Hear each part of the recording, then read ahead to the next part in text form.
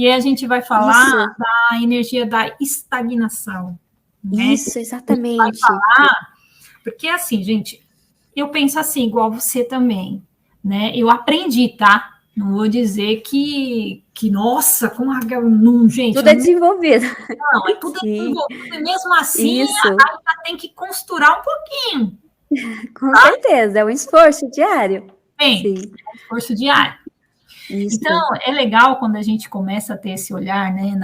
No outro, a gente se enxerga, né? E aqui o outro enxerga ele, né? É uma troca. É impressionante. Uma troca. Vamos ver que ninguém é sozinho, né? É um aprendizado, é por isso que nós vivemos em sociedade. Nós estamos no mundo de pessoas, né? Ninguém aprende sozinho. Então, a gente vai falar da energia da estagnação. Quando a gente escolhe sofrer por uma situação, e aí eu não sei para vocês se vai fazer sentido o que eu vou falar, mas a maioria dessas pessoas, elas vão ver os relatos delas aí, dos sonhos, de tudo. Você vai ver tudo muito antigo, tudo muito escuro, tudo muito nebuloso, né? Quando está muito oculto, muito difícil, você vai ver a energia dessa pessoa, passa uma neblina, assim, né? Na energia e tudo. Então, por quê? Porque há essa energia da estagnação. Ela escolheu ficar naquele momento lá atrás que aconteceu, então ela bloqueou tudo, gente. Aí a pessoa fala assim, por que a minha vida não anda? Por que eu não tenho sorte no amor? Não tenho sorte, por quê? Porque escolheu aquele momento. Doeu. É ruim. Mas, gente, desapega, segue a vida, vive você. Não deu certo aqui, se refaz, sabe? Ó, o que a Priscila falou agora, né? Nós temos várias vidas. Por quê? Para se refazer. É uma nova chance de aprendizado. Gente, hoje eu vim como uma camponesa. Hoje não, né? Mas aí, vamos lá, numa vida passada. Eu vim como uma camponesa, né? Olha, hoje eu já sou uma pessoa mais moderna e tal, porque eu tenho aquele conhecimento lá atrás, mas eu já me repaginei, eu já segui o fluxo das coisas. A gente tem que seguir o fluxo.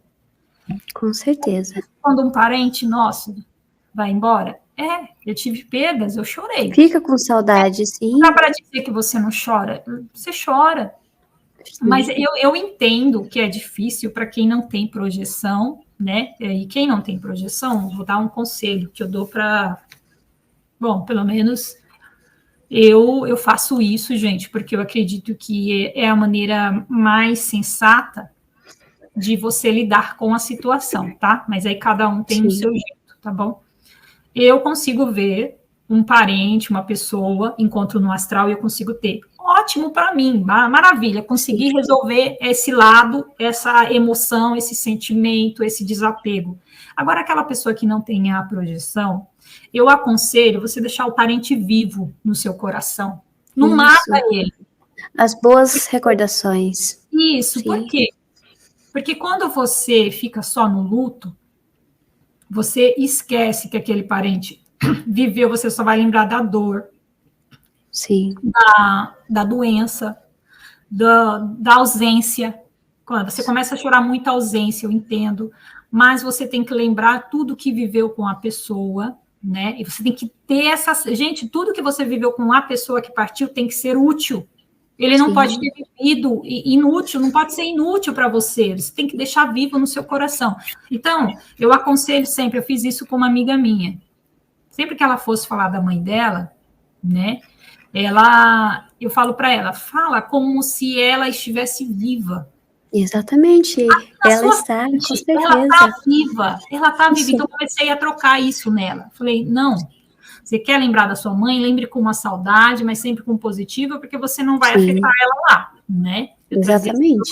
Para ela, quem tiver interesse, está lá no meu canal esse relato, tá? É minha amiga de longas datas. Então, eu sempre falo para ela, sua mãe está viva.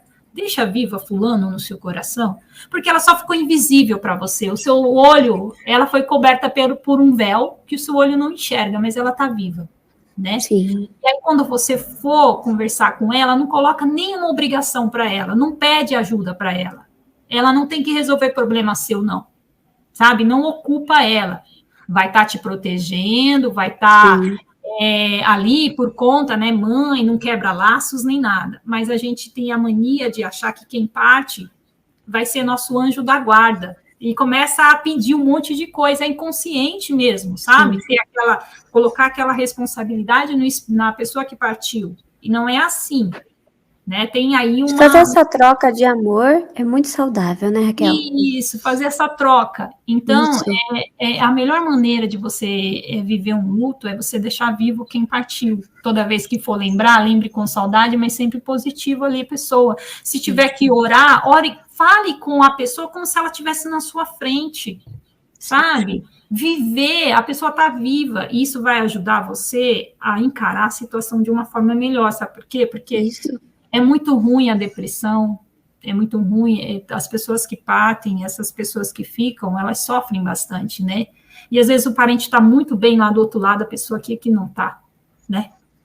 Então, trabalhar isso, viver a vida, continuar, ter a ciência que a sua vida continua, encontrar motivos, né, para viver. E aí eu sempre pego nessa tecla. Não mata a pessoa, não. Deixa a pessoa viva. Sabe? Isso.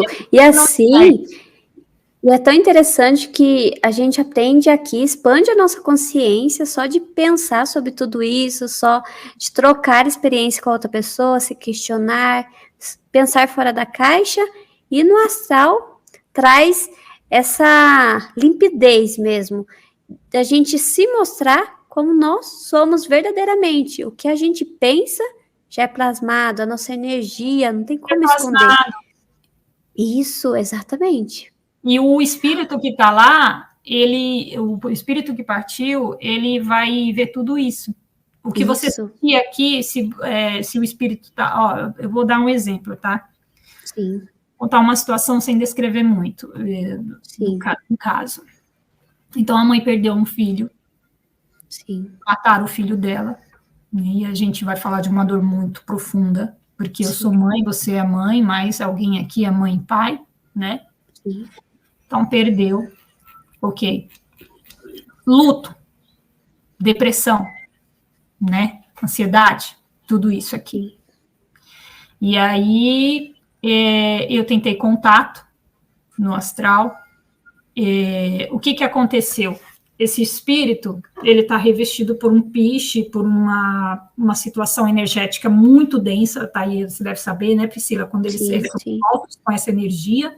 Então, o mentor não deixou eu me aproximar, e o meu não estava compatível para eu ter informação, e aí o mentor foi bem claro. Enquanto lá embaixo estiverem nessa energia, nessa situação, ele aqui não vai sair desse estágio. Porque sem conexão, né? Sem interferência. E aí vai alimentando o quê? A pessoa que fala aqui, vou me vingar porque matou meu irmão, porque matou meu pai, vai que seja, né? Não estou aqui, gente, eu não estou aqui falando que a dor não é justa, sabe? A dor é justa, a gente tem os sentimentos, mas eu estou falando desse processo, o que acontece lá? Que eu já vi astral, tá? E aí a pessoa fala assim, eu vou me vingar, tal. O espírito que está lá está recebendo tudo isso. E aí ele vai alimentar, de repente, esse espírito cometeu alguma coisa, e aí, de repente, da personalidade desse espírito em vida, ele vai seguir esse fluxo, ele vai falar assim, eu quero vingança, ou ele vai estar lá pedindo para a pessoa aqui fazer a vingança, e a pessoa que está lá influencia quem está aqui também. Vocês entenderam? Sim. É uma troca. Esse círculo, vicioso.